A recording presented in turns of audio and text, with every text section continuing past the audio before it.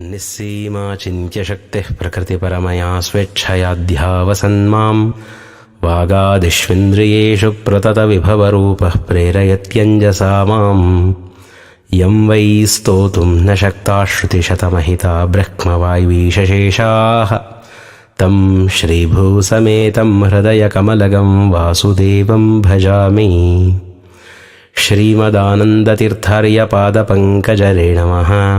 पवित्रयन्तु मां नित्यं पापपाटनपण्डिताः वाणिते करवाण्यम्ब चरणौ हृदि सर्वदा मद्वाक्यसरणिरभूयाच्छ्रीमदाचार्यभावगा नमो वस्तात्विका देवा विष्णुभक्तिपरायणाः धर्ममार्गे प्रेरयन्तु भवन्तः सर्व एव हि। श्रीमध्वपादाम्बुजसङ्गिभृङ्गान्नाम्नैव सर्वाघविदारणेश्वरान् जितेन्द्रियान् योगिभिरीड्यपादान् गुरुत्तमान् नौमि कृपासमुद्रान्। आनन्दतीर्थोपदिष्टो निधिर्नारायणाह्वयः प्रदर्शितो येन सम्यग् जयतीर्थं तमाश्रये। पदवाक्यप्रमाणब्धिविक्रीडनविशारदान् लक्ष्मीनारायणमुनीन् वन्दे विद्यागुरून् मम। अर्थिकल्पितकल्पोऽयं प्रत्यर्थिगजकेसरी व्यासतीर्थगुरुर्भूयादस्मदिष्टार्थसिद्धये। तपोविद्याविरक्त्यादिसद्गुणौघाकरानहं वादिराजगुरून् वन्दे हयग्रीवदयाश्रयान्। पूज्याय राघवेन्द्राय सत्यधर्मरताय च भजतां कल्पवृक्षाय नमतां कामधेनवे। भक्त्या नमामि मम वंशगुरून् सुविद्यासिंहासनेश्वरयतीन् करुणासमुद्रान् भुक्त्यादिमुक्त्यन्तसमस्तसम्पद्दातॄंस्तथा पतिचरक्षणदक्षदीक्षान्। पदवाक्यप्रमाणज्ञानसर्वतन्त्रस्वतन्त्रकान् विद्याश्रीवारिधीन् वन्दे विद्यासिंहासनेश्वरान्। ಶ್ರೀಗುರುಭ್ಯೋ ನಮಃ. ಶ್ರೀಗುರುಭ್ಯೋ ನಮಃ. ಶ್ರೀಮದಾನಂದತೀರ್ಥ ಭಗವತ್ಪಾದಾಚಾರ್ಯರು ನಮ್ಮ ಮೇಲೆ ಮಾಡಿದಂತಹ ಪರಮಾನುಗ್ರಹಗಳಲ್ಲಿ ಒಂದು ದಿವ್ಯವಾದಂತಹ ಅನುಗ್ರಹ ಶ್ರೇಷ್ಠವಾದ ಪರಂಪರೆಗಳನ್ನು ನಮಗೆ ನೀಡಿದ್ದು. 8 ಜನ ಅಷ್ಟಮಠದ ಯತಿಗಳು ಶ್ರೀ ಪದ್ಮನಾಭತೀರ್ಥ ಶ್ರೀಪಾದಂಗಳವರು ಇವರಿಂದ ಪರಮ ಪವಿತ್ರ ಪರಂಪರೆಗಳನ್ನು ಶ್ರೀಮದಾನಂದತೀರ್ಥ ಭಗವತ್ಪಾದಾಚಾರ್ಯರು ಪ್ರವರ್ತನ ಮಾಡಿಸ್ತಾರೆ. ಆ ಎಲ್ಲ ಪರಂಪರೆಗಳಲ್ಲಿ ಯಾರ ಹೆಸರನ್ನು ತೆಗೆದುಕೊಳ್ಳುವುದರಿಂದ ನಮ್ಮ ಪಾಪ ವಿನಾಶವಾಗ್ತದೆಯೋ ಅಂತಹ ಮಹಾನುಭಾವರು ಆಗಿ ಹೋಗಿದ್ದಾರೆ. ಈ ಸಮಗ್ರ ಮಾಧ್ವಜ್ಞಾನಿ ಪ್ರಪಂಚದಲ್ಲಿ ಧ್ರುವ ನಕ್ಷತ್ರದಂತೆ ಶೋಭಾಯಮಾನವಾಗಿ ಶೋಭಿಸುವಂತಹ ಮಹಾಗುರುಗಳು ಶ್ರೀ ಶ್ರೀಪಾದರಾಜರು, ಸಾಕ್ಷಾತ್ ಧ್ರುವರಾಜರ ಅವತಾರಭೂತರಾದವರು. ಶ್ರೀಮಚ್ಚಂದ್ರಿಕಾಚಾರ್ಯರೇ ಮೊದಲಾದ ಮಾಧ್ವ ಸಮಾಜದ ಭೂಷಾಮಣಿಗಳಾದಂತಹ ಯತಿವರೇಣ್ಯರಿಂದಾರಂಭ ಮಾಡಿಕೊಂಡು ಇವತ್ತಿನ ದಿವಸ ಭಗವಂತನ ಆರಾಧನೆಯನ್ನು ಮಾಡುವ ಸಾತ್ವಿಕತನವಿರತಕ್ಕಂತಹ ಪ್ರತಿಯೊಬ್ಬ ಪಾಮರ ಮಾಧ್ವನವರೆಗೆ ಶ್ರೀಮನ್ ಮಧ್ವ ಸಿದ್ಧಾಂತ ಉಳಿದಿದೆ ಅಂತಂದರೆ ಅದು ಶ್ರೀ ಶ್ರೀಪಾದರಾಜ ಗುರು ಸಾರ್ವಭೌಮರ ತಪಸ್ಸಿನ ಫಲ, ಶ್ರೀಪಾದರಾಜರ ಅನುಗ್ರಹದ ಫಲ. ಯಾವ ಚಂದ್ರಿಕಾಚಾರ್ಯರ ಚರಣ ಕಮಲಗಳನ್ನು ಸಮಗ್ರ ಮಾಧ್ವ ಪರಂಪರೆ ತಲೆಯ ಮೇಲೆ ಹೊತ್ತು ಮೆರೆತಿದೆಯೋ ಅಂಥ ಜ್ಞಾನಿ ಮೂರ್ಧನ್ಯರನ್ನ ವ್ಯಾಸತ್ರಯಗಳ ಮುಖಾಂತರ ಶ್ರೀಮನ್ ಮಧ್ವ ಸಿದ್ಧಾಂತ ಸಾಮ್ರಾಜ್ಯಕ್ಕೆ ಭದ್ರ ಕೋಟೆಯನ್ನು ನಿರ್ಮಾಣ ಮಾಡಿದ ಚಂದ್ರಿಕಾಚಾರ್ಯರನ್ನ ನಿರ್ಮಾಣ ಮಾಡಿದವರು, ಆ ಮುಖಾಂತರ ಮಧ್ವ ಸಿದ್ಧಾಂತದ ರಕ್ಷಣೆಯನ್ನು ಮಾಡಿದವರು ಮಹಾನುಭಾವರು.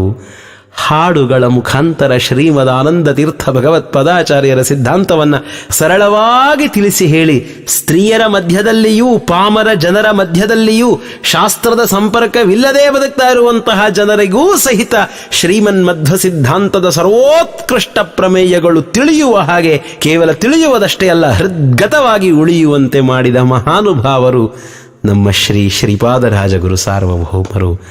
ದಾಸ ಸಾಹಿತ್ಯದ ಗಂಗೋತ್ರಿ ಆ ಶ್ರೀಪಾದರಾಜಗುರು ಸಾರ್ವಭೌಮರು.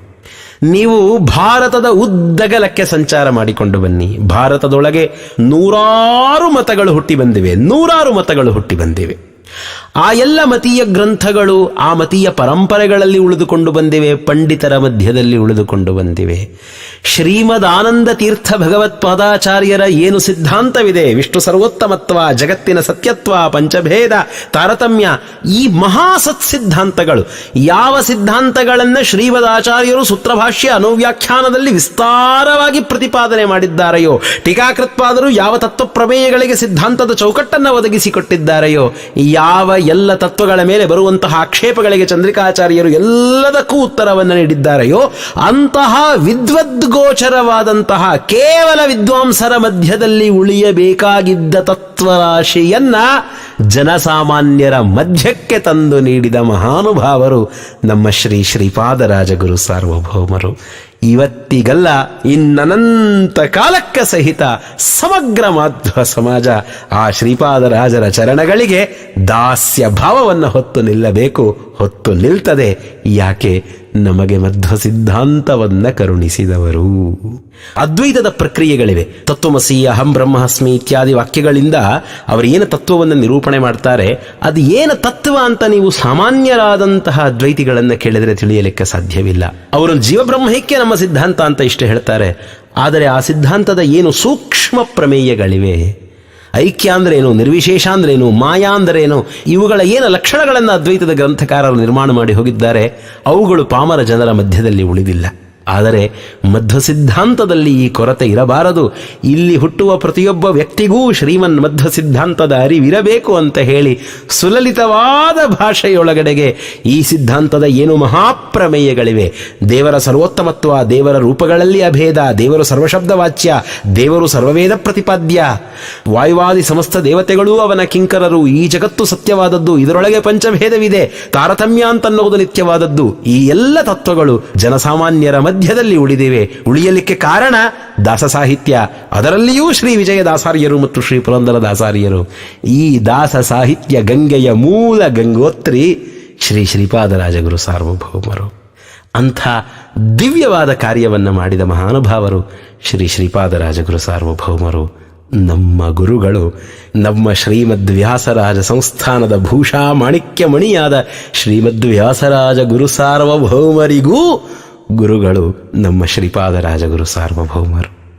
ಅವರ ಆರಾಧನೆ ಜ್ಯೇಷ್ಠ ಶುದ್ಧ ತ್ರಯೋದಶಿ, ಚತುರ್ದಶಿ ಹುಣ್ಣಿಮೆಗಳಂದು ಮಹಾವೈಭವದಿಂದ ಜರುಗ್ತವೆ. ಮಹಾವೈಭವದಿಂದ ನೋಡಲಿಕ್ಕೆರಡು ಕಣ್ಣ ಸಾಲದು.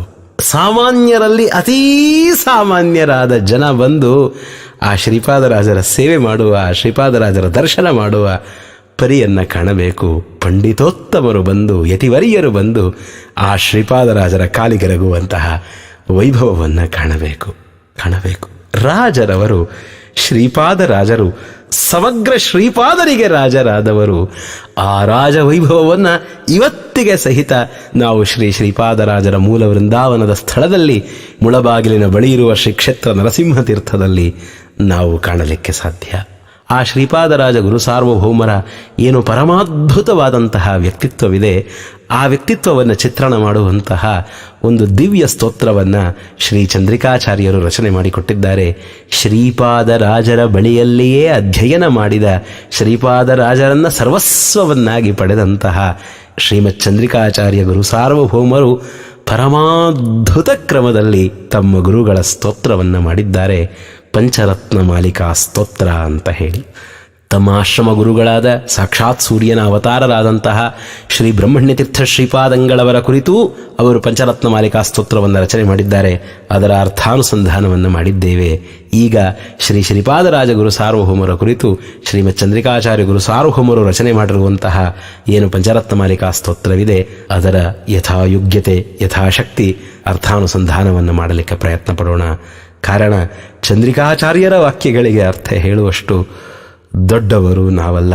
ನಮಗೆಷ್ಟು ಅನುಗ್ರಹವನ್ನು ಆ ಗುರು ಸಾರ್ವಭೌಮರು ಮಾಡ್ತಾರೆಯೋ ಅಷ್ಟನ್ನು ನಾವು ತಿಳಿಯಲಿಕ್ಕೆ ಪ್ರಯತ್ನ ಪಡೋಣ, ಪ್ರಾರ್ಥನೆ ಮಾಡೋಣ. ಚಂದ್ರಿಕಾಚಾರ್ಯರನ್ನು ಅವರು ರಚನೆ ಮಾಡಿರುವ ಸ್ತೋತ್ರದಲ್ಲಿ ಇರತಕ್ಕಂತಹ ಅರ್ಥಗಳು ನಮಗೆ ತಿಳಿಯಲಿ, ಸಾಂಪ್ರದಾಯಿಕವಾದಂತಹ ಅರ್ಥ ತಿಳಿಯುವಂತಾಗಲಿ ಅಂತ ಹೇಳಿ ನಾವು ಆ ಗುರುಗಳನ್ನು ಪ್ರಾರ್ಥನೆ ಮಾಡೋಣ. 5 ಶ್ಲೋಕಗಳ ಪಂಚರತ್ನ ಮಾಲಿಕಾ ಸ್ತೋತ್ರ. ಮೊದಲನೆಯ ಶ್ಲೋಕದಲ್ಲಿ ಶ್ರೀ ಶ್ರೀಪಾದರಾಜ ಗುರು ಸಾರ್ವಭೌಮರ ಭೂಮ ವ್ಯಕ್ತಿತ್ವವನ್ನು ಪರಮಾದ್ಭುತವಾದ ಕ್ರಮದಲ್ಲಿ ಚಿತ್ರಣ ಮಾಡ್ತಾರೆ. 2ನೆಯ ಶ್ಲೋಕದಲ್ಲಿ ಶ್ರೀಪಾದರಾಜ ಗುರು ಸಾರ್ವಭೌಮರ ವಿದ್ಯೆಯ ವೈಭವವನ್ನು, ವಾದಿನಿಗ್ರಹದ ವೈಭವವನ್ನು ಚಿತ್ರಣ ಮಾಡ್ತಾರೆ. 3ನೆಯ ಶ್ಲೋಕದಲ್ಲಿ ಶ್ರೀಪಾದರಾಜ ಗುರು ಸಾರ್ವಭೌಮರ ವೈಭವವನ್ನು, ಪರಮಾತ್ಮ ಏನವರಿಗೆ ಅದ್ಭುತವಾದ ರಾಜವೈಭವವನ್ನು ಕರುಣಿಸಿದ್ದ ಆ ವೈಭವದ ಚಿತ್ರಣವನ್ನು ಮಾಡ್ತಾರೆ. 4 ಮತ್ತು 5ನೆಯ ಶ್ಲೋಕದಲ್ಲಿ ಶ್ರೀಪಾದರಾಜ ಗುರು ಸಾರ್ವಭೌಮರ ವೃಂದಾವನದ ಮಾಹಾತ್ಮ್ಯವನ್ನು ತಿಳಿಸಿ ಹೇಳ್ತಾರೆ ಶ್ರೀಮಚ್ಚಂದ್ರಿಕಾಚಾರ್ಯರು. ಶ್ರೀಪಾದರಾಜರ ನಿರ್ಯಾಣದ ನಂತರ ನಿರ್ಮಾಣವಾದಂತಹ ಸ್ತೋತ್ರ ಈ ಸ್ತೋತ್ರ. ಹೀಗಾಗಿ ಆ ಶ್ರೀಪಾದರಾಜ ಗುರು ಸಾರ್ವಭೌಮರ ಏನು ಭವ್ಯವಾದಂತಹ ಮಹಾಸನ್ನಿಧಾನಯುಕ್ತವಾದಂತಹ ವೃಂದಾವನವಿದೆ, ಆ ವೃಂದಾವನದ ಮಾಹಾತ್ಮ್ಯವನ್ನು ಚಂದ್ರಿಕಾಚಾರ್ಯರು ನಮಗೆ ತಿಳಿಸಿ ಹೇಳ್ತಾರೆ. ಸಮಗ್ರ ದಾಸ ಪರಂಪರೆಗೆ, ಸಮಗ್ರ ಯತಿ ಪರಂಪರೆಗೆ, ಶ್ರೀಮಚ್ಚಂದ್ರಿಕಾಚಾರ್ಯರಿಗೆ, ಶ್ರೀಪಾದರಾಜ ಗುರು ಸಾರ್ವಭೌಮರಿಗೆ, ಅವರ ಮೇಲೆ ಅನುಗ್ರಹ ಮಾಡಿದಂತಹ ಸಮಸ್ತ ಗುರುಗಳಿಗೆ, ಶ್ರೀಮದಾನಂದ ತೀರ್ಥ ಭಗವತ್ಪಾದಾಚಾರ್ಯರಿಗೆ, ಅವರ ಹೃತ್ತದ್ಮ ಮಧ್ಯ ನಿವಾಸಿಯಾದಂತಹ ಶ್ರೀಪಾದರಾಜರಿಂದ ಅರ್ಚಿತನಾದಂತಹ ಏನು ಶ್ರೀ ಗೋಪೀನಾಥ ದೇವರಿದ್ದಾರೆ, ರಮಾಬ್ರಹ್ಮಾರ್ಚಿತನಾದಂತಹ ಸ್ವಾಮಿ, ಅವನ ಪಾದಗಳಿಗೆ ಎರಗಿ ನಾವು ಈ ಸ್ತೋತ್ರದ ಯಥಾಮತಿ ಯಥಾಶಕ್ತಿ ಅರ್ಥಾನುಸಂಧಾನವನ್ನು ಆರಂಭ ಮಾಡೋಣ. ಚಂದ್ರಿಕಾಚಾರ್ಯರು ಹೇಳ್ತಾರೆ, ವಂದೇ ಶ್ರೀಪಾದರಾಜಂ ರುಚಿತಮಹೃದಯಂ ಪೂಜಿತ ಶ್ರೀ ಸಹಾಯಂ ನಿರ್ಧೂತಾಶೇಷಹೇಯಂ ನಿಭೃತ ಶುಭಚಯಂ ಭೂಮಿದೇವಾಭಿಗೇಯಂ ವಿಪ್ರೇಭ್ಯೋ ದತ್ತದೇಯನ್ ನಿಜ ಜನ ಸದಯಂ ಖಂಡಿತಾಶೇಷಮಾಯಂ ನಿಷ್ಠ್ಯೂತ ಸ್ವರ್ಣಕಾಯಂ ಬಹುಗುಣನಿಲಯಂ ವಾದಿಸಂಘೈರಜೇಯಂ. ವಂದೇ ಶ್ರೀಪಾದರಾಜಂ. ಶ್ರೀಪಾದರಾಜರನ್ನು ಸ್ತೋತ್ರ ಮಾಡ್ತೇನೆ, ಶ್ರೀಪಾದರಾಜರಿಗೆ ಸಾಷ್ಟಾಂಗ ನಮಸ್ಕಾರಗಳನ್ನು ಮಾಡ್ತೇನೆ. ವಂದೇ ಅನ್ನುವ ಶಬ್ದಕ್ಕೆ ನಮಸ್ಕಾರ ಮಾಡ್ತೇನೆ ಅಂತಲೂ ಅರ್ಥವಿದೆ, ವಂದೇ ಅನ್ನುವ ಶಬ್ದಕ್ಕೆ ಸ್ತೋತ್ರ ಮಾಡ್ತೇನೆ ಅಂತಲೂ ಅರ್ಥವಿದೆ. ನಮಸ್ಕಾರವನ್ನು ಮಾಡಿ ಸ್ತೋತ್ರ ಮಾಡ್ತೇನೆ, ಸ್ತೋತ್ರ ಮಾಡಿ ನಮಸ್ಕಾರ ಮಾಡ್ತೇನೆ, ಸ್ತೋತ್ರ ನಮಸ್ಕಾರಗಳೆರಡನ್ನೂ ಮಾಡ್ತೇನೆ ಅಂತ ಹೇಳಿ ಆ ವಂದೇ ಅನ್ನುವ ಶಬ್ದಕ್ಕೆ ಅರ್ಥ. ಶ್ರೀಪಾದರಾಜರ ಸ್ತೋತ್ರ ಮಾಡುವುದರಿಂದ, ಶ್ರೀಪಾದರಾಜರಿಗೆ ನಮಸ್ಕಾರ ಮಾಡುವುದರಿಂದ ಮಹತ್ತರವಾದಂತಹ ಅಭ್ಯುನ್ನತಿ ಉಂಟಾಗ್ತದೆ. ಆ ಭಗವಂತನ ಪ್ರಸಾದ ರೂಪವಾದಂತಹ ಅಭ್ಯುನ್ನತಿ ದೊರೆಯಲಿ, ನನಗದು ಬೇಕು ಅನ್ನುವ ಕಾರಣಕ್ಕೆ ಚಂದ್ರಿಕಾಚಾರ್ಯರು ಒಂದೇ ಅಂತ ಹೇಳ್ತಾರೆ. ನಮಾಮಿ ಅಂದ್ರೆ ಅದು ಪರಸ್ಮೈ ಪದ, ಒಂದೇ ಅಂತಂದ್ರೆ ಅದು ಆತ್ಮನೇ ಪದ. ಆತ್ಮನೇ ಪದ ಯಾಕೆ ಉಪಯೋಗಿಸಬೇಕು? ಯಾವಾಗ ಫಲ ಆತ್ಮಗಾಮಿ ಆಗ್ತದೆ ಆಗ ಆತ್ಮನೇ ಪದವನ್ನು ಉಪಯೋಗಿಸಬೇಕು. ಇಲ್ಲಿ ಶ್ರೀಪಾದರಾಜರ ಸ್ತೋತ್ರದಿಂದ, ಶ್ರೀಪಾದರಾಜರ ನಮಸ್ಕಾರದಿಂದ ಏನೊಂದು ಫಲ ದೊರೆಯುವುದಿದೆ, ಆ ಫಲಾತ್ಮಗಾಮಿಯಾಗಲಿ ಅನ್ನುವ ಕಾರಣಕ್ಕೆ ಒಂದೇ ಅಂತ ಹೇಳಿ ಚಂದ್ರಿಕಾಚಾರ್ಯರು ಹೇಳ್ತಾರೆ ಶ್ರೀಪಾದರಾಜಂ. ಶ್ರೀಪಾದರಾಜ ಗುರು ಸಾರ್ವಭೌಮರ ಆಶ್ರಮ ನಾಮ ಶ್ರೀ ಲಕ್ಷ್ಮೀನಾರಾಯಣ ತೀರ್ಥ ಶ್ರೀಪಾದಂಗಳವರು ಅಂತ ಹೇಳಿ. ಆದರೆ ಅವರು ಪ್ರಖ್ಯಾತವಾದದ್ದು ಶ್ರೀಪಾದರಾಜರು ಅನ್ನುವಂತಹ ಹೆಸರಿನಿಂದ. ಕಾರಣ, ಅವರಿಗೆ ವಿದ್ಯೆಯನ್ನು ಉಪದೇಶ ಮಾಡಿದ್ದಂತಹ, ಅವರ ಮೇಲೆ ಪೂರ್ಣಾನುಗ್ರಹವನ್ನು ಮಾಡಿದ ಶ್ರೀ ವಿಬುಧೇಂದ್ರ ತೀರ್ಥ ಶ್ರೀಪಾದಂಗಳವರು ಕಾರುಣ್ಯದಿಂದ ಕೊಟ್ಟಂತಹ ಹೆಸರು, ಅನುಗ್ರಹ ಮಾಡಿಕೊಟ್ಟ ಹೆಸರು ಶ್ರೀಪಾದರಾಜ ಅನ್ನುವಂತಹ ಹೆಸರು. ಏನು ಶ್ರೀಪಾದರಾಜ ಅನ್ನುವ ಶಬ್ದಕ್ಕೆ ಅರ್ಥ? ಶ್ರೀಪಾದರು ಅಂದರೆ ಪೂಜ್ಯರಾದವರು. ಸಾಮಾನ್ಯವಾಗಿ ಯತಿಗಳನ್ನು ನಾವು ಆ ಹೆಸರಿಂದ ಕರಿತೇವೆ. ಶ್ರೀನಿವಾಸ ತೀರ್ಥ ಶ್ರೀಪಾದಂಗಳವರು, ಶ್ರೀರಾಮತೀರ್ಥ ಶ್ರೀಪಾದಂಗಳವರು, ಶ್ರೀರಾಮಚಂದ್ರ ತೀರ್ಥ ಶ್ರೀಪಾದರು, ಶ್ರೀರಾಘವೇಂದ್ರ ತೀರ್ಥ ಶ್ರೀಪಾದರು ಅಂತ ಹೇಳಿ ಶ್ರೀಪಾದ ಅನ್ನುವ ಶಬ್ದವನ್ನು ಸಾಮಾನ್ಯವಾಗಿ ಯತಿಗಳಿಗೆ ಬಳಸ್ತೇವೆ. ಪೂಜ್ಯ ಅನ್ನುವುದು ಅದರ ಅರ್ಥ. ನಮ್ಮ ಶ್ರೀಮನ್ ಮಾಧ್ವ ಪರಂಪರೆಯ ಏನೆಲ್ಲ ಯತಿಗಳಿದ್ದಾರೆ ಆ ಎಲ್ಲ ಯತಿಗಳಿಗೂ ರಾಜರಾದವರು ಶ್ರೀಪಾದರಾಜ ಗುರು ಸಾರ್ವಭೌಮರು. ಅನೇಕರಿಗೆ ಅಸಹನೆ, ಎಲ್ಲ ಶ್ರೀಪಾದರಿಗೂ ರಾಜರು ಅಂದರೆ ನಮ್ಮ ಮಠದ ಶ್ರೀಪಾದರಿಗೂ ರಾಜರಾಗಿ ಬಿಡ್ತಾರೆ ಅಂತ ತಿದ್ದಿ ಅರ್ಥವನ್ನು ಹೇಳ್ತಾರೆ. ಇವರು ಶ್ರೀಪಾದರೂ ಹೌದು, ರಾಜರೂ ಹೌದು, ಅದಕ್ಕೆ ಶ್ರೀಪಾದರಾಜರು ಅಂತ. ವಿಚಿತ್ರವಾದ ಮನಸ್ಥಿತಿಯ ಜನ, ತಾವೇ ದೊಡ್ಡವರು ಅನ್ನೋ ಭ್ರಮೆಯಲ್ಲಿ ಬದುಕ್ತಾ ಇರುವಂತಹ ಜನ, ಅಂತಹವರನ್ನು ನೋಡಿದರೆ ಕರುಣೆ ಬರ್ತದೆ. ಶ್ರೀಪಾದರಾಜರು ಅನ್ನುವ ಶಬ್ದಕ್ಕೆ ಏನು ಸಾಂಪ್ರದಾಯಿಕವಾದ ಅರ್ಥ? ನಮ್ಮ ಹಿರಿಯರು, ನಮ್ಮ ದೊಡ್ಡವರು ಈ ಶ್ರೀಪಾದರಾಜ ಅನ್ನುವ ಶಬ್ದಕ್ಕೆ ಏನು ಅರ್ಥವನ್ನು ತಿಳಿತಾ ಇದ್ರು? ಶ್ರೀಪಾದರೂ ಹೌದು, ರಾಜರೂ ಹೌದು ಈ ಅರ್ಥವನ್ನು ತಿಳಿದದ್ದಲ್ಲ. ಶ್ರೀಪಾದರೂ ಹೌದು, ರಾಜರೂ ಹೌದೇ, ಎಲ್ಲರೂ ಆಗ್ತಾರೆ, ಎಲ್ಲರೂ ಸನ್ಯಾಸಿಗಳೇ, ಎಲ್ಲರೂ ವೇದಾಂತ ಸಾಮ್ರಾಜ್ಯದ ರಾಜರೇನೆ. ಶ್ರೀಪಾದರಾಜರಿಗೇನು ಪ್ರತ್ಯೇಕವಾದ ರಾಜ್ಯ ಇರಲಿಲ್ಲ. ಅವರೇನು ವಿಜಯನಗರ ಸಾಮ್ರಾಜ್ಯವನ್ನೋ ಮಧುರೈ ಸಾಮ್ರಾಜ್ಯವನ್ನೋ ಅಥವಾ ಒರಿಸ್ಸಾದ ಸಾಮ್ರಾಜ್ಯವನ್ನೋ ಪಾಲನೆ ಮಾಡಲಿಲ್ಲ. ಅವರು ಒಂದು ಪ್ರತ್ಯೇಕವಾದ ಭೂಪ್ರದೇಶಕ್ಕೆ ಅವರೇನು ರಾಜರಾಗಿರಲಿಲ್ಲ ಅಥವಾ ದಂಡನಾಯಕರಾಗಿರಲಿಲ್ಲ ಅಥವಾ ಪಾಳೆಯಗಾರರಾಗಿರಲಿಲ್ಲ, ಏನೂ ಆಗಿರಲಿಲ್ಲ. ರಾಜ ಪದವಿಯಲ್ಲಿ ಅವರಿರಲಿಲ್ಲ. ಶ್ರೀಪಾದರೂ ಹೌದು ರಾಜರೂ ಹೌದು ಅಂತಂದ್ರೆ ಎಲ್ಲ ಶ್ರೀಪಾದರೂ ಶ್ರೀಪಾದರಾಜರೇ ತಾನೆ. ಶ್ರೀಮದ್ ಆನಂದ ತೀರ್ಥ ಭಗವತ್ಪಾದಾಚಾರ್ಯರಿಂದ ಬಂದಂತಹ ಏನೆಲ್ಲ ಪರಂಪರೆಗಳಿವೆ ಅವೆಲ್ಲವೂ ವೇದಾಂತ ಸಾಮ್ರಾಜ್ಯದ ಪರಂಪರೆಗಳೇ, ಅವೆಲ್ಲವೂ ವೇದಾಂತ ಸಾಮ್ರಾಜ್ಯವೇ. ಆ ವೇದಾಂತ ಸಾಮ್ರಾಜ್ಯದಲ್ಲಿ ಅಭಿಷಿಕ್ತರಾಗುವ ಪ್ರತಿಯೊಬ್ಬರೂ ರಾಜರೇ. ಅವರು ಶ್ರೀಪಾದರು ಹೌದು ರಾಜರು ಹೌದು, ಪ್ರತಿಯೊಬ್ಬರೂ ಶ್ರೀಪಾದರಾಜರೇ. ಶ್ರೀಪಾದರಾಜರನ್ನು ಪ್ರತ್ಯೇಕವಾಗಿ ಶ್ರೀಪಾದರಾಜರು ಅಂತ ಯಾಕೆ ಕರಿಬೇಕಾಗ? ಅವೆಲ್ಲ ತಾವೇ ದೊಡ್ಡವರು ಅನ್ನುವ ಭ್ರಮೆಯಲ್ಲಿ ಇದ್ದಾಗ ಬರುವಂತಹ ಅರ್ಥ. ಆದರೆ ಪ್ರಾಚೀನರ ಹಾಗೆ ಅರ್ಥವನ್ನು ತಿಳಿತಾ ಇರಲಿಲ್ಲ. ಶ್ರೀಪಾದರಾಜ ಅನ್ನುವ ಶಬ್ದಕ್ಕೆ ಸ್ವರಸವಾಗಿ ತೋರುವ ಅರ್ಥ ಏನು? ಶ್ರೀಪಾದಾನಾಂ ರಾಜ ಶ್ರೀಪಾದ ರಾಜ. ಏನೆಲ್ಲ ಶ್ರೀಪಾದರಿದ್ದಾರೆ ಅವರೆಲ್ಲರಿಗೂ ರಾಜರೇ. ಹಾಗಾದರೆ ಶ್ರೀಪಾದರಾಜರು ಬ್ರಹ್ಮಣ್ಯ ತೀರ್ಥರಿಗೂ ರಾಜರ, ಸ್ವರ್ಣವರ್ಣ ತೀರ್ಥರಿಗೂ ರಾಜರ, ಪದ್ಮನಾಭ ತೀರ್ಥರಿಗೂ ರಾಜರ, ಶ್ರೀಮದಾಚಾರ್ಯರಿಗೂ ರಾಜರ ಅಂಥ ಕುಚೋದ್ಯದ ಪ್ರಶ್ನೆ ಮಾಡುವ ಕುಬುದ್ಧಿಯ ಜನ ಇದ್ದಾರೆ. ಮಧ್ವ ಸಿದ್ಧಾಂತದ ಅರಿವಿಲ್ಲದ ಜನ.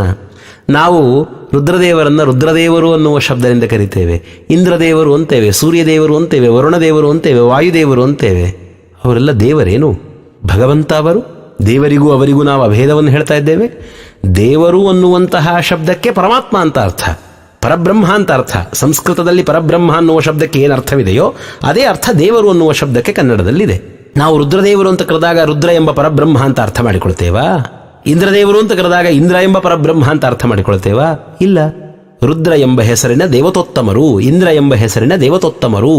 ಮತ್ತು ರುದ್ರದೇವರು ಅಂದಾಗ ಇಂದ್ರಾದಿ ಸಮಸ್ತ ದೇವತೆಗಳಿಗೂ ಅವರು ಒಡೆಯರು.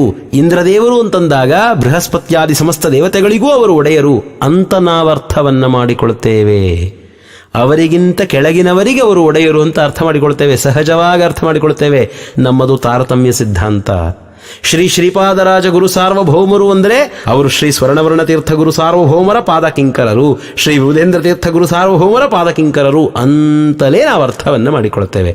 ಶ್ರೀಪಾದರಾಜ ಗುರು ಸಾರ್ವಭೌಮರು ಅಂದಾಗ ಅವರು ವಿಭುಧೇಂದ್ರರಿಗೂ ಸಾರ್ವಭೌಮರು ಅಂತ ಎಂದಿಗೂ ನಾವು ಅರ್ಥವನ್ನು ಮಾಡಿಕೊಳ್ಳೋದಿಲ್ಲ, ಎಂದಿಗೂ ಅರ್ಥ ಮಾಡಿಕೊಳ್ಳೋದಿಲ್ಲ. ರಾಜ್ಯದ ಪರಂಪರೆಗಳಲ್ಲಿ ಚಕ್ರವರ್ತಿ ಮಹಾರಾಜ ಅಂತ ಕರೆದಾಗ ಹಿಂದಿನವರ ನಂತರ ಇವನು ಮಹಾರಾಜ ಅಂತ ಅರ್ಥ ಮಾಡಿಕೊಳ್ತೇವೆಯೇ ಹೊರತು ಹಿಂದಿನವರಿಗೂ ಇವನು ರಾಜನಾಗಿದ್ದ ಅಂತ ಅರ್ಥ ಮಾಡಿಕೊಳ್ಳೋದಿಲ್ಲ. ಪರೀಕ್ಷನ್ ಮಹಾರಾಜರು ಅಂತಂದ್ರೆ ಧರ್ಮರಾಜರು ಕುಳಿತದ್ದಂತಹ ಸಿಂಹಾಸನದಲ್ಲಿ ಕುಳಿತ ಮಹಾರಾಜರು ಅಂತ ಅರ್ಥ ಮಾಡಿಕೊಳ್ತೇವೆ ಹೊರತು ಧರ್ಮರಾಜರನ್ನೂ ನಿಯಮನ ಮಾಡುವ ಮಹಾರಾಜರು ಅಂತ ಅರ್ಥ ಮಾಡಿಕೊಳ್ಳೋದಿಲ್ಲ, ಯಾರೂ ಮಾಡಿಕೊಳ್ಳೋದಿಲ್ಲ. ಶ್ರೀಪಾದರಾಜ ಗುರು ಸಾರ್ವಭೌಮರು ಅಂದರೆ ಅವರ ಕೆಳಗಿನ ಎಲ್ಲರಿಗೂ ಅವರು ಸಾರ್ವಭೌಮರು. ಚಂದ್ರಿಕಾಚಾರ್ಯ ಗುರು ಸಾರ್ವಭೌಮರು ಅಂದರೆ ಶ್ರೀಪಾದರಾಜರಿಗೂ ಅವರು ಸಾರ್ವಭೌಮರಲ್ಲ, ಶ್ರೀಪಾದರಾಜರ ಪಾದಕಿಂಕರರವರು. ಆದರೆ ಶ್ರೀಮದ್ ವಿಜಯೇಂದ್ರ ತೀರ್ಥರು, ಶ್ರೀ ಶ್ರೀನಿವಾಸ ತೀರ್ಥರು ಮುಂತಾದಂತಹ ಸಮಸ್ತ ಯದಿ ಪರಂಪರೆಗೆ ಅವರು ಸಾರ್ವಭೌಮರು ಅಂತ ಅರ್ಥ ಮಾಡಿಕೊಳ್ತೇವೆ. ನಾವು ಸಹಜವಾಗಿ ಅರ್ಥ ಮಾಡಿಕೊಳ್ತೇವೆ. ಮಧ್ವ ಸಿದ್ಧಾಂತ ನಮ್ಮದು, ತಾರತಮ್ಯ ಸಿದ್ಧಾಂತ. ಹಾಗೆ ಶ್ರೀಪಾದರಾಜರು ಅನ್ನುವ ಶಬ್ದಕ್ಕೆ ಎಲ್ಲ ಶ್ರೀಪಾದರಿಗೂ ರಾಜರಾದವರು ಶ್ರೀ ಶ್ರೀಪಾದರಾಜ ಗುರು ಸಾರ್ವಭೌಮರು ಅಂತ ಅರ್ಥ. ಈ ಅರ್ಥವನ್ನು ಹೇಳಿದವರು ಶ್ರೀ ವಿಜಯದಾಸಾರ್ಯರು. ದಾಸ ಸಾಹಿತ್ಯದ ಅಧ್ಯಯನ ಆಗಬೇಕು ನೋಡಿ. ದಾಸ ಸಾಹಿತ್ಯದ ಅಧ್ಯಯನವಾದರೆ ನಮಗೆ ಶ್ರೀಮದಾಚಾರ್ಯರ ಶಾಸ್ತ್ರದ ತಿರುಳು ಅರ್ಥವಾಗ್ತದೆ, ನಮಗೆ ಮಹಾನುಭಾವರ ಮಾತಿನ ಅರ್ಥ ನಮಗಾಗ್ತದೆ. ಶ್ರೀ ವಿಜಯದಾಸಾರ್ಯರು ಶ್ರೀ ಶ್ರೀಪಾದರಾಜ ಗುರು ಸಾರ್ವಭೌಮರ ಮೇಲೆ ಒಂದು ದಿವ್ಯವಾದಂತಹ ಸುಳಾದಿಯನ್ನು ರಚನೆ ಮಾಡಿದ್ದಾರೆ. ಆ ಸುಳಾದಿಯಲ್ಲಿ ಅವರು ಹೇಳ್ತಾರೆ, ಇವರ ಪ್ರಸಾದವಾದರೆ ವ್ಯಾಸ ಮುನಿರಾಯ ಕವಿರಾಯ ಪುರಂದರ ದಾಸರು ಮೊದಲಾದವರ ಕರುಣವಿನ್ನು ಸಿದ್ಧಿಸುವುದು ಕೇಳಿ ನವಭಕುತಿ ಪುಟ್ಟುವುದು ವ್ಯಕ್ತವಾಗಿ ತವಕದಿಂದಲಿ ಚರಮದೇಹ ಬರುವುದು ದಿವಿಜರು ಒಲಿದು ಸತ್ಕರ್ಮ ಮಾಡಿಸುವರು ಅವಿರುದ್ಧರಾದ ಜನರೆಲ್ಲ ನೆರೆದು ಭಾಗ್ಯವನು ಬರಲಿ ಎಂದು ಕೊಂಡಾಡುವರು ನಿತ್ಯ ಶ್ರವಣಕ್ಕೆ ತೋರುವ ವಿಜಯ ವಿಠ್ಠಲರೇಯನ ದಿವಾರಾತ್ರಿಯಲ್ಲಿ ನೋಡಿ ಸುಜನರ ಕೂಡುವ. ಶ್ರೀಪಾದರಾಜ ಅನ್ನುವ ಶಬ್ದದ ಅರ್ಥವದು ನೋಡಿ. ಒಂದು ರಾಜ್ಯದ ಬೊಕ್ಕಸದಲ್ಲಿ ಸಮೃದ್ಧವಾದಂತಹ ಹಣವಿದೆ, ಒಂದು ರಾಜ್ಯದಲ್ಲಿ ಸ್ಥಳಾವಕಾಶವಿದೆ, ಒಂದು ರಾಜ್ಯದಲ್ಲಿ ಸಮೃದ್ಧರಾದ ಪ್ರಜೆಗಳು ತುಂಬಿದ್ದಾರೆ. ನಮಗೆ ಏನೋ ಒಂದು ಕೆಲಸವಾಗಬೇಕಾಗಿದೆ, ಆ ರಾಜ್ಯದ ಬೊಕ್ಕಸರಿಂದ ಒಂದಷ್ಟು ಹಣ ಬೇಕಾಗಿದೆ, ಆ ರಾಜ್ಯದ ಒಂದು ಭಾಗದಲ್ಲಿ ನಮಗೆ ವಾಸ ಮಾಡಬೇಕಾಗಿದೆ, ಅಥವಾ ಆ ರಾಜ್ಯದ ಪ್ರಜೆಗಳ ಅಧಿಕಾರಿಗಳ ಸಖ್ಯ ನಮಗೆ ಬೇಕಾಗಿದೆ, ಅಥವಾ ಆ ರಾಜ್ಯದಿಂದ ಒಟ್ಟಾರೆ ನಮಗೇನೋ ಉಪಯೋಗವಾಗಬೇಕಾಗಿದೆ. ಹೇಗಾಗ್ತದೆ? ರಾಜ ಒಲಿದಾಗ ಆಗ್ತದೆ. ನಾನು ಪರರಾಜ್ಯದವನು, ಬೇರೆ ಕಡೆಯಲ್ಲಿದ್ದೇನೆ. ಪರರಾಜ್ಯದಲ್ಲಿದ್ದಂತಹ ವ್ಯಕ್ತಿ ಇನ್ನೊಂದು ರಾಜ್ಯಕ್ಕೆ ಬಂದು ಏನೇ ಉಪಯೋಗವನ್ನು ಪಡೆದುಕೊಳ್ಳಬೇಕಾದರೂ ರಾಜನ ಒಪ್ಪಿಗೆ ಬೇಕು. ವಿಜಯನಗರ ಸಾಮ್ರಾಜ್ಯದ ಉತ್ತುಂಗದ ಕಾಲಕ್ಕೆ ಏನು ನ್ಯೂನಿಸ್ ಮುಂತಾದವರು ಬೇರೆಯ ದೇಶದ ಪ್ರವಾಸಿಗರು ಬಂದಿದ್ದಾರೆ, ಅವರು ಬರೆದುಕೊಂಡಿದ್ದಾರೆ, ರಾಜ ನಮಗೆ ಇಂಥ ಅನುಕೂಲಗಳನ್ನು ಮಾಡಿಕೊಟ್ಟ, ನಮಗೆ ಇಲ್ಲಿ ಓಡಾಡಲಿಕ್ಕೆ ನಮಗೆ ಅವಕಾಶವನ್ನು ಕೊಟ್ಟ, ಇಂತಹ ಕಡೆ ತಂಗಲಿಕ್ಕೆ ನಮಗೆ ಅವಕಾಶವನ್ನು ಕೊಟ್ಟ ಅಂತ ಅವೆಲ್ಲವನ್ನು ದಾಖಲಿಸಿ ಇದ್ದಾರೆ. ಇವತ್ತಿಗೂ ಸಹಿತ ಜನಸಾಮಾನ್ಯರಿಂದ ಹಿಡಿದು ರಾಜತಾಂತ್ರಿಕ ವರ್ಗದವರೆಗೆ ವ್ಯವಹಾರದಲ್ಲಿರುವ ವಿಷಯ. ನೀವು ಯಾವುದೇ ಒಂದು ಬೇರೆ ದೇಶಕ್ಕೆ ಹೋಗಬೇಕಂದ್ರೆ ನಿಮಗೆ ಬೇಕಾದ್ದು ವೀಸಾ. ವೀಸಾ ಅಂದರೆ ಏನು? ಯಾವ ದೇಶಕ್ಕೆ ಹೋಗ್ತಾ ಇದ್ದೀರಿಯೋ ಆ ದೇಶದ ಸರ್ಕಾರ, ಆ ದೇಶದ ಪ್ರಭುತ್ವ ನಿಮಗೆ ಒಪ್ಪಿಗೆಯನ್ನು ಕೊಡಬೇಕು. ಹಿಂದಿನ ಕಾಲದಲ್ಲಿ ರಾಜರ ಮೊಹರು ಬೀಳ್ತಾ ಇತ್ತು, ಈಗ ಸರಕಾರದ ಮೊಹರು ಬೀಳುತ್ತದೆ. ಇಂಥ ಒಂದು ದೇಶ ನಿಮಗೆ ಬರಲಿಕ್ಕೆ ಅನುಮತಿ ಅಂತ ಕೊಟ್ಟಿದೆ, ವೀಸಾ ಸಿಕ್ಕಿದ್ರೆ ನೀವು ಹೋಗ್ಲಿಕ್ಕೆ ಸಾಧ್ಯ ಜನಸಾಮಾನ್ಯರು.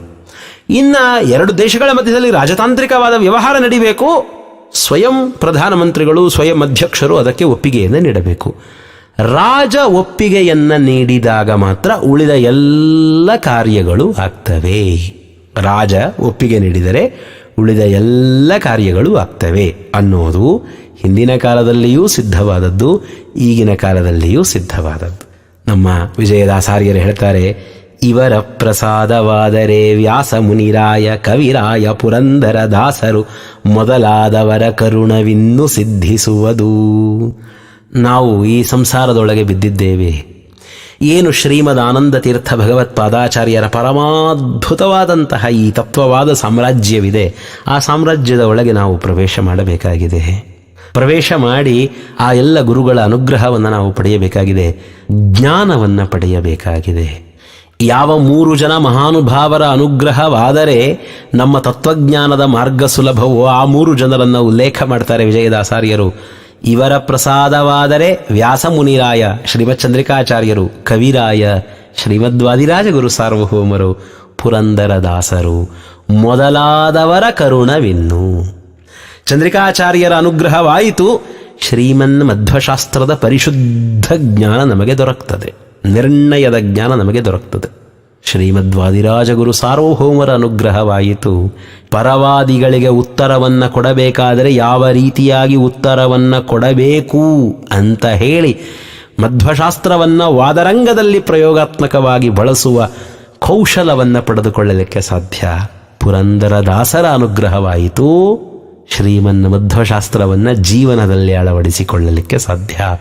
ದಾಸ ಸಾಹಿತ್ಯದ ಅನುಗ್ರಹವಾದರೆ ಶ್ರೀಮದಾಚಾರ್ಯರ ಸಿದ್ಧಾಂತವನ್ನು ಜೀವನದಲ್ಲಿ ಅಳವಡಿಸಿಕೊಳ್ತೇವೆ. ಶ್ರೀಮದಾಚಾರ್ಯರ ಸಿದ್ಧಾಂತ ಅರ್ಥವಾಗ್ತದೆ ಚಂದ್ರಿಕಾಚಾರ್ಯರ ಅನುಗ್ರಹದಿಂದ. ಶ್ರೀಮದಾಚಾರ್ಯರ ಸಿದ್ಧಾಂತವನ್ನು ವಾದರಂಗಗಳಲ್ಲಿ ನಾವು ನಮ್ಮ ಕೌಶಲದಿಂದ ಬಳಸಲಿಕ್ಕೆ ಸಾಧ್ಯ. ಮತ್ತು ಪುರಾಣ ಪ್ರಪಂಚವನ್ನು, ವೇದ ಪ್ರಪಂಚವನ್ನು ಆಚಾರ್ಯರ ಸಿದ್ಧಾಂತದ ಅನುಸಾರಿಯಾಗಿ ಅರ್ಥ ಮಾಡಿಕೊಳ್ಳಲಿಕ್ಕೆ ಸಾಧ್ಯ. ಅದು ಶ್ರೀಮದ್ವಾದಿರಾಜ ಗುರು ಸಾರ್ವಭೌಮರ ಅನುಗ್ರಹವಿದ್ದಾಗ ಮಾತ್ರ. ಶ್ರೀಮದಾಚಾರ್ಯರ ಸಿದ್ಧಾಂತವನ್ನು ಜೀವನದಲ್ಲಿ ಅಳವಡಿಸಿಕೊಳ್ಳಬೇಕು. ಶ್ರೀ ಪುರಂದರ ದಾಸಾರ್ಯರ ಅನುಗ್ರಹವಿರಬೇಕು, ದಾಸ ಸಾಹಿತ್ಯದ ಅನುಗ್ರಹವಿರಬೇಕು. ಆಚಾರ್ಯರ ಸಿದ್ಧಾಂತದ ಜ್ಞಾನ, ಆಚಾರ್ಯರ ಸಿದ್ಧಾಂತದ ಪ್ರಯೋಗ, ಆಚಾರ್ಯರ ಸಿದ್ಧಾಂತದ ಅಳವಡಿಕೆ ಜೀವನದಲ್ಲಿ ಈ 3 ನಮ್ಮೊಳಗಾಗಬೇಕು ಅಂದರೆ ಚಂದ್ರಿಕಾಚಾರ್ಯರ, ವಾದಿರಾಜ ಗುರು ಸಾರ್ವಭೌಮರ, ಪುರಂದರ ದಾಸಾರ್ಯರ ಅನುಗ್ರಹವಾಗಬೇಕು. ಅವರನ್ನು ಉಲ್ಲೇಖ ಮಾಡಿದರು ವಿಜಯದಾಸಾರ್ಯರು. ಇವರ ಪ್ರಸಾದವಾದರೆ ವ್ಯಾಸ ಮುನಿರಾಯ ಕವಿರಾಯ ಪುರಂದರ ದಾಸರು ಮೊದಲಾದವರ ಕರುಣವಿನ್ನು ಸಿದ್ಧಿಸುವುದು. ಶ್ರೀಪಾದರಾಜರ ಅನುಗ್ರಹವಾಯಿತಲ್ಲ, ಚಂದ್ರಿಕಾಚಾರ್ಯರು ಅನುಗ್ರಹ ಮಾಡ್ತಾರೆ, ವಾದಿರಾಜ ಗುರು ಸಾರ್ವಭೌಮರು ಅನುಗ್ರಹ ಮಾಡ್ತಾರೆ, ಮತ್ತು ಪುರಂದರ ದಾಸಾರ್ಯರು ಅನುಗ್ರಹ ಮಾಡ್ತಾರೆ. ರಾಜ ಒಪ್ಪಬೇಕು, ರಾಜ ಅನುಗ್ರಹಿಸಬೇಕು. ನೋಡಿ, ಶ್ರೀಪಾದರಾಜರು ಅನ್ನುವ ಶಬ್ದದ ಅರ್ಥವನ್ನು ಹೇಳ್ತಾ ಇದ್ದಾರೆ ವಿಜಯದಾಸಾರ್ಯರು. ಯಾವ ಶ್ರೀಪಾದರಿಗೆ ರಾಜರು? ವ್ಯಾಸರಾಜರಿಗೆ, ವಾದಿರಾಜರಿಗೆ, ಪುರಂದರದಾಸರಿಗೆ ರಾಜರು. ಶ್ರೀಪಾದರಾಜರ ನಂತರದಲ್ಲಿ ಆಶ್ರಮವನ್ನು ಸ್ವೀಕಾರ ಮಾಡಿದಂತಹ ಏನು ಯತಿಗಳಿದ್ದಾರೆ ಅವರಿಗೆ ರಾಜರಾದವರು ಶ್ರೀಪಾದರಾಜರು. ಇಲ್ಲಿ ಇವರ ಪ್ರಸಾದವಾದರೆ ಟೀಕಾಕೃತ್ಪಾದರ ಅನುಗ್ರಹವಾಗ್ತದೆ, ಶ್ರೀಮದಾಚಾರ್ಯರ ಅನುಗ್ರಹವಾಗ್ತದೆ ಅಂತ ಹೇಳಲಿಲ್ಲ ನಮ್ಮ ವಿಜಯದಾಸಾರ್ಯರು. ಯಾಕೆ? ಅವರು ಶ್ರೀಪಾದರಾಜ ಅನ್ನುವ ಶಬ್ದದ ಅರ್ಥವನ್ನು ಹೇಳ್ತಾ ಇದ್ದಾರೆ. ಶ್ರೀಪಾದರಾಜ, ಶ್ರೀಪಾದರಿಗೆ ರಾಜರಾದವರು. ಯಾವ ಶ್ರೀಪಾದರಿಗೆ? ಚಂದ್ರಿಕಾಚಾರ್ಯ ಗುರು ಸಾರ್ವಭೌಮರಿಗೆ, ವಾದಿರಾಜ ಗುರು ಸಾರ್ವಭೌಮರಿಗೆ, ನಮ್ಮ ಶ್ರೀ ಪುರಂದರ ದಾಸಾರ್ಯರಿಗೆ ಮುಂತಾದ ಸಮಸ್ತ ಜ್ಞಾನಿ ವರೇಣ್ಯರಿಗೆ ರಾಜರಾದವರು ಶ್ರೀಪಾದರಾಜ ಗುರು ಸಾರ್ವಭೌಮರು. ಅವರ ಅನುಗ್ರಹ ಮಾಡಿದರಲ್ಲ, ಇವರ ಕಾರುಣ್ಯ ದೊರೆಯುತ್ತದೆ. ಶ್ರೀಪಾದರಾಜರ ಅನುಗ್ರಹವಾಗಬೇಕು. ರಾಜನ ಅನುಗ್ರಹವಾಗಬೇಕು.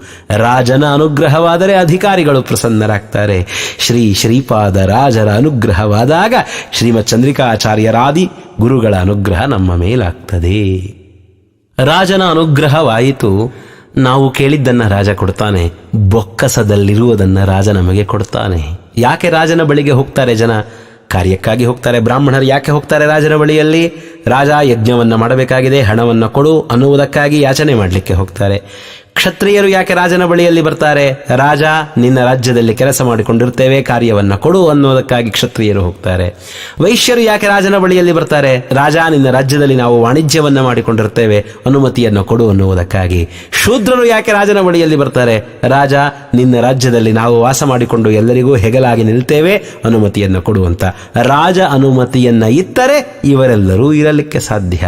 ಹಾಗೆ ನಮ್ಮ ಶ್ರೀಪಾದ ರಾಜರು ಅನುಗ್ರಹ ಮಾಡಿದರೆ ನಮಗೆ ಬೊಕ್ಕಸ ಸಿಗ್ತದೆ, ನಮಗೆ ಸಂಪತ್ತು ಸಿಗ್ತದೆ. ಏನದು ಸಂಪತ್ತು? ಹೇಳ್ತಾರೆ ವಿಜಯದಾಸಾರಿಯರು, ಕೇಳಿ ಅಂತ ಹೇಳಿ ಹೇಳ್ತಾರೆ. ಕೇಳಿ, ನವಭಕುತಿ ಪುಟ್ಟುವುದು ವ್ಯಕ್ತವಾಗಿ.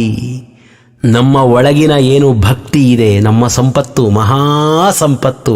ಯಾವ ಸಂಪತ್ತು ಇದ್ದಾಗ ಪರಮಾತ್ಮ ನಮಗೆ ದೊರೀತಾನೆಯೋ ಅಂಥ ಸಂಪತ್ತು ನಮಗೆ ದೊರಕ್ತದೆ. ನವಭಕುತಿ ಪುಟ್ಟುವುದು ವ್ಯಕ್ತವಾಗಿ, ಅದು ಅಭಿವ್ಯಕ್ತವಾಗ್ತದೆ, ನಮಗೆ ದೊರೀತದೆ. ಸಂಪತ್ತನ್ನು ಕೊಡ್ತಾರೆ.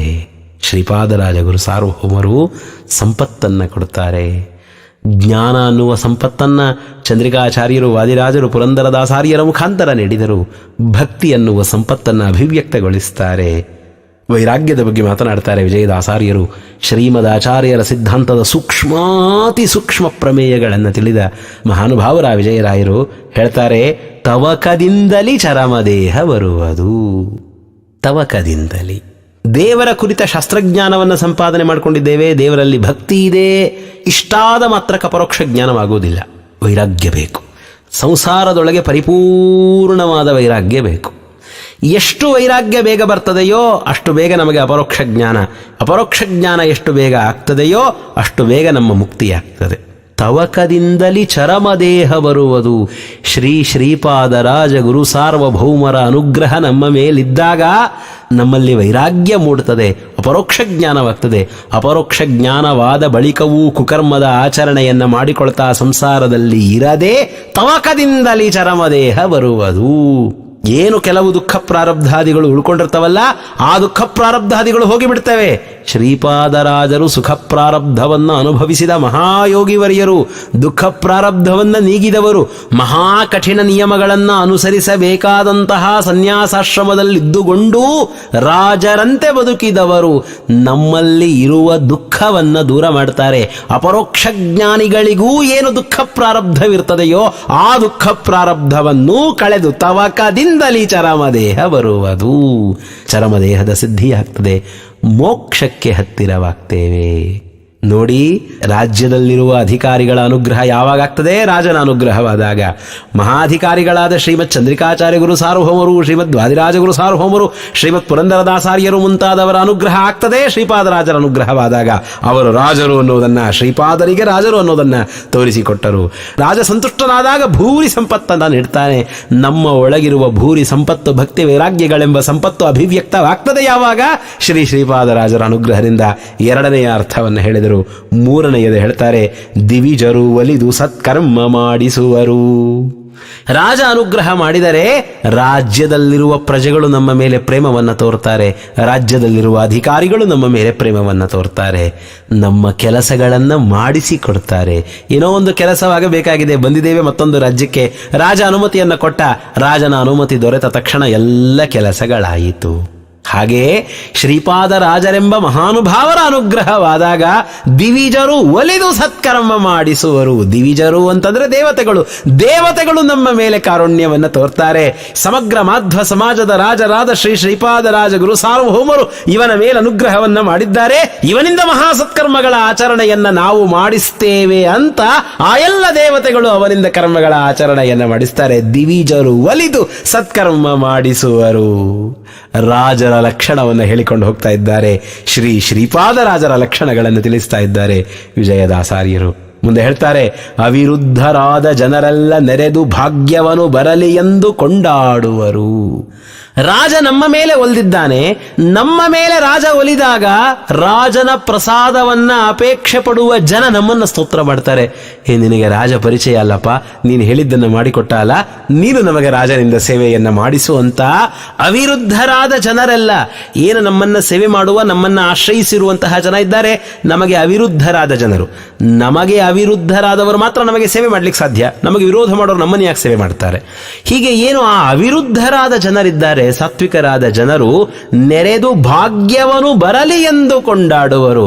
ನಮಗೂ ರಾಜನ ಅನುಗ್ರಹ ಕರುಣಿಸಿಕೊಡು ಅಂತ ಕೇಳುವ ಹಾಗೆ ಶ್ರೀಪಾದರಾಜರ ಅನುಗ್ರಹವನ್ನ ಪಡೆದ ವ್ಯಕ್ತಿಯ ಬಳಿಯಲ್ಲಿ ಎಲ್ಲ ಜನರು ಬರ್ತಾರೆ. ಸ್ವಾಮಿ, ನಮಗೆ ಶ್ರೀಪಾದರಾಜರ ಅನುಗ್ರಹ ಕೊಡಿಸಿ, ನಮಗೆ ಶ್ರೀಪಾದರಾಜರ ಅನುಗ್ರಹವನ್ನ ಮಾಡಿಸಿ. ನೋಡಿ, ರಾಜರ ಎಷ್ಟು ಅದ್ಭುತವಾದ ಲಕ್ಷಣಗಳನ್ನು ಹೇಳ್ತಿದ್ದಾರೆ ವಿಜಯದಾಸಾರ್ಯರು. ಶ್ರೀಪಾದರಾಜರ ಅನುಗ್ರಹವನ್ನು ನಾವು ಪಡೆದರೆ ನಮ್ಮ ಕೆಳಗಿನ ಎಲ್ಲ ಜನರಿಂದಲೂ ನಾವು ಸ್ತುತರಾಗ್ತೇವೆ, ನಮ್ಮನ್ನು ಆಶ್ರಯಿಸ್ತಾರೆ, ನಮ್ಮ ಮುಖಾಂತರ ಅನುಗ್ರಹವನ್ನ ಮಾಡಿಸ್ತಾರೆ ಶ್ರೀಪಾದರಾಜರು. ವ್ಯಾಸರಾಜ ಗುರು ಸಾರ್ವಭೌಮರ ಮುಖಾಂತರ ಅನುಗ್ರಹ ಮಾಡಿದ ಹಾಗೆ, ಹಯಗ್ರೀವ ತೀರ್ಥ ಶ್ರೀಪಾದಂಗಳವರ ಮುಖಾಂತರ ಅನುಗ್ರಹವನ್ನ ಮಾಡಿದ ಹಾಗೆ ಸಮಸ್ತ ಯತಿ ಪರಂಪರೆಯ ಮುಖಾಂತರ ಅನುಗ್ರಹವನ್ನ ಮಾಡ್ತಾರೆ. ಶ್ರೀಪಾದರಾಜರ ಅನುಗ್ರಹವಾಗಬೇಕು. ಶ್ರೀಪಾದರಾಜರ ಅನುಗ್ರಹವನ್ನ ಪಡೆದ ಜನರ ಸೇವೆಯನ್ನ ನಾವು ಮಾಡಬೇಕು. ರಾಘವೇಂದ್ರ ಸ್ತೋತ್ರದಲ್ಲಿಯೂ ಈ ಮಾತಿನ ಉಲ್ಲೇಖ ಬರ್ತದೆ. ಯತ್ಪಾದ ಕಂಜರಜಸಾ ಪರಿಭೂಷಿತಾಂಗ ಯತ್ಪಾದ ಪದ್ಮ ಮಧುಪಾಯಿತ ಮಾನಸಾಯೇ ಯತ್ಪಾದ ಪದ್ಮ ಪರಿಕೀರ್ತನ ಜೀರ್ಣವಾಚಃ ತದ್ದರ್ಶನಂದುರಿತ ಕಾನನ ದಾವಭೂತಂ. ಶ್ರೀ ರಾಘವೇಂದ್ರ ಗುರು ಸಾರ್ವಭೌಮರ ಪಾದರಜಸ್ಸನ್ನ ಯಾರು ತಲೆಯ ಮೇಲೆ ಹೊತ್ತು ಮೆರಿತಾರೆಯೋ, ಯಾರು ಶ್ರೀ ರಾಘವೇಂದ್ರ ಗುರು ಸಾರ್ವಭೌಮರ ಪಾದ ಪದ್ಮಗಳಲ್ಲೇ ಮನಸ್ಸಿಟ್ಟ ಜನರಿದ್ದಾರೆಯೋ, ಯಾರು ರಾಘವೇಂದ್ರ ಗುರು ಸಾರ್ವಭೌಮರ ಗುಣಮಹಾತ್ಮ್ಯಗಳನ್ನು ಚಿಂತನೆ ಮಾಡುವ ಜನರಿದ್ದಾರೋ ಅವರನ್ನ ಸೇವೆ ಮಾಡುವುದು ಸಹಿತ ನಮ್ಮ ಪಾಪಗಳನ್ನು ಪರಿಹಾರ ಮಾಡುತ್ತದೆ. ರಾಘವೇಂದ್ರ ಸ್ವಾಮಿಗಳವರ ಅನುಗ್ರಹಕ್ಕೆ ಅದು ದಾರಿಯಾಗ್ತದೆ. ರಾಜನಿಗೆ ಹತ್ತಿರನಾದ ವ್ಯಕ್ತಿಯನ್ನ, ರಾಜನ ಅನುಗ್ರಹವನ್ನ ಪಡೆಯುವ ಬೇರೆಯ ಜನ ಆಶ್ರಯಣ ಮಾಡ್ತಾರೆ. ಹಾಗೆ ಶ್ರೀಪಾದರಾಜರ ಅನುಗ್ರಹವನ್ನ ಹೊಂದಿದ ವ್ಯಕ್ತಿ ತಾನೊಬ್ಬನೇ ಹೊಂದೋದಿಲ್ಲ, ಯಾರ್ಯಾರ ತಮ್ಮ ಬಳಿಗೆ ಬರ್ತಾರೆಯೋ ಅವರಿಗೆ ಶ್ರೀಪಾದರಾಜರ ಅನುಗ್ರಹವನ್ನ ಹೊಂದಿಸ್ತಾರೆ. ಅವಿರುದ್ಧರಾದ ಜನರೆಲ್ಲ ನೆರೆದು ಭಾಗ್ಯವನು ಬರಲಿ ಎಂದು ಕೊಂಡಾಡುವರು. ನಿತ್ಯ ಶ್ರವಣಕ್ಕೆ ತೋರುವ ವಿಜಯ ವಿಠ್ಠಲರೇಯನ. ದಿವ್ಯವಾದ, ಪರಮಾದ್ಭುತವಾದ ಶ್ರೀಮದ್ ವಿಜಯದಾಸಾರ್ಯರ ಆನುಭಾವಿಕವಾದ ಮಾತು. ಶ್ರೀಪಾದರಾಜರ ಸ್ತೋತ್ರ ಮಾಡಿ, ಶ್ರೀಪಾದರಾಜರ ಸೇವೆ ಮಾಡಿ, ಭಗವಂತನ ಕಥಾಮಾಹಾತ್ಮ್ಯಗಳು ನಿರಂತರ ಕಿವಿಯಲ್ಲಿ ಇರ್ತದೆ. ದೇವರ ಮಾಹಾತ್ಮ್ಯ ನಮಗೆ ತಿಳಿಯಲಿಕ್ಕೆ ಸಾಧ್ಯ. ಏನು ಅದ್ಭುತವಾದ ಮಾತು. ನಿತ್ಯ ಶ್ರವಣಕ್ಕೆ ತೋರುವ ವಿಜಯ ವಿಠ್ಠಲರೇಯ. ನಿತ್ಯ ಶ್ರವಣಕ್ಕೆ ತೋರುವ ಸಾಮಾನ್ಯವಾದ ಸೌಭಾಗ್ಯವ ದೇವರ ಮಾಹಾತ್ಮ್ಯವನ್ನು ಕೇಳುವುದು. ಈ ಘನಘೋರ ಸಂಸಾರದಿಂದ ನಾವು ಉದ್ಧಾರವಾಗಲಿಕ್ಕೆ ಏಕೈಕ ಸಾಧನ ಅದು ಭಗವಂತನಲ್ಲಿ ಭಕ್ತಿ ಮಾಡೋದು, ಭಗವಂತನ ಮಾಹಾತ್ಮ್ಯವನ್ನು ಕೇಳೋದು. ಆ ಭಗವಂತನ ಮಾಹಾತ್ಮ್ಯ ಶ್ರವಣ ಪ್ರತಿನಿತ್ಯ ಆಗಬೇಕು ಅಂದರೆ ರಾಜರ ಅನುಗ್ರಹವಾಗಬೇಕು. ಶ್ರೀಪಾದರಾಜ ಗುರು ಸಾರ್ವಭೌಮರ ಅನುಗ್ರಹವಾಗಬೇಕು. ದಿವಾರಾತ್ರಿಯಲ್ಲಿ ನೋಡಿ ಸುಜನರ ಕೂಡುವ. ಹಗಲು ರಾತ್ರಿ ಎನ್ನದೇ ಭಗವಂತ ಸಜ್ಜನರ ಮಧ್ಯದಲ್ಲಿರ್ತಾನೆ ಶ್ರೀಪಾದರಾಜರ ಅನುಗ್ರಹವಿದ್ದಾಗ. ನೋಡಿ, ಶ್ರೀಪಾದರಾಜ ಅನ್ನುವ ಶಬ್ದಕ್ಕೆ ಶ್ರೀ ವಿಜಯದಾಸಾರ್ಯರು ಹೇಳಿದ ಅರ್ಥ ಸಾಂಪ್ರದಾಯಿಕವಾದ ಅರ್ಥ. ಶ್ರೀಪಾದರೂ ಹೌದು, ರಾಜರೂ ಹೌದು ಅಂತ ಭಯ ಬಿದ್ದು ಹೇಳುವ ಅರ್ಥ ಅಲ್ಲಪ್ಪ. ಅದು ಶ್ರೀಪಾದರಿಗೆ ರಾಜರು. ಶ್ರೀಪಾದರಾಜ ಗುರು ಸಾರ್ವಭೌಮರ ನಂತರ ಸನ್ಯಾಸವನ್ನು ಸ್ವೀಕರಣ ಮಾಡಿದ ಏನೆಲ್ಲ ಶ್ರೀಪಾದರಿದ್ದಾರೆ ಅವರೆಲ್ಲರಿಗೂ ರಾಜರಾದ ಮಹಾನುಭಾವರು ಶ್ರೀಪಾದರಾಜ ಗುರು ಸಾರ್ವಭೌಮರು.